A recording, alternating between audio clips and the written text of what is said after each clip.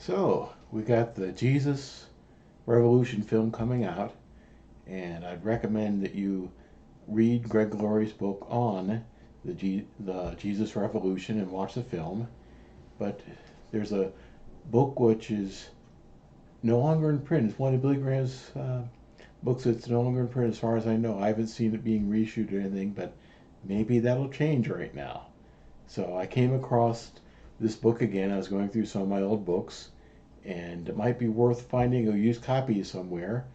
It's also possible to read it online. But there's an Internet Archive.org. I'll put a link, but it might be worth it to read it because dealing with this generation, a lot of the things which Billy Graham addressed in this book are still very relevant today. So I got a couple quotes to read to you now. What we over 30 have seen clearly is your lack of a viable philosophy on which to build a rewarding life, speaking of the younger generation. Because of this lack, we saw how a band of radical leaders exploited you and how you swallowed whole bits and pieces of their cant offered to you in university classrooms by radical intellectuals masquerading as college professors. Written 1970, somewhere around 1970.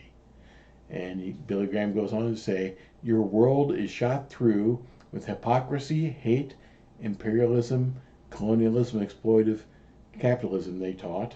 Your heritage is a mess of problems so monstrous they are beyond solution. That's your birthright passed on by parents too busy to notice society's garbage. So burn it down, start all over, spit out, and do your own thing. That's, again, talking about radical intellectuals masquerading college professors telling us to burn our world down and it's irredeemable. Billy Graham goes on to say, but is that really the remedy? I think not. Are all your problems all that terrible? To be sure, many of them cause the mind to boggle, but take a closer look with me and perhaps we could find a way to resolve them. That's on pages 29 to 30. And another quote from there, speaking of his, I believe it's his brother-in-law, Leighton Ford. He says, Leighton Ford often concludes his sermon by on finding yourself with this question: will the real you please stand up and find your identity in Jesus? Wow. Will the real you please stand up and find your identity in Jesus? Page 198, that's where that came from. Page 71, Billy Graham again.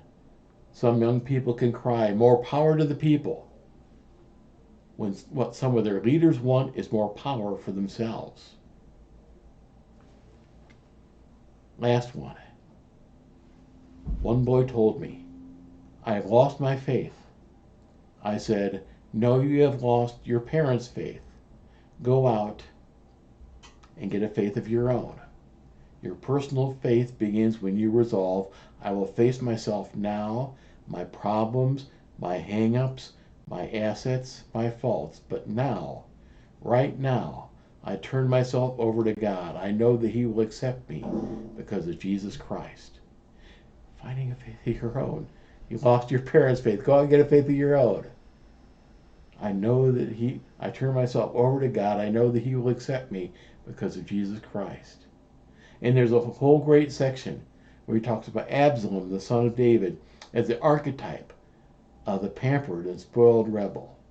So I'd encourage you, if you can get a hold of this book, do so, or read it online. I'll give you a link on this. So again, read Greg Laurie's book too. I think it's good. I've read it. I haven't had a chance to see the movie yet, but if it's based on the book, I'm hearing so many great things about it, so I encourage you to do that. But also, Billy Graham has a lot of wonderful things to say here, so I encourage you to listen to what Billy had to say. Thank you for your time. Thank you for your attention. Hope this has been helpful.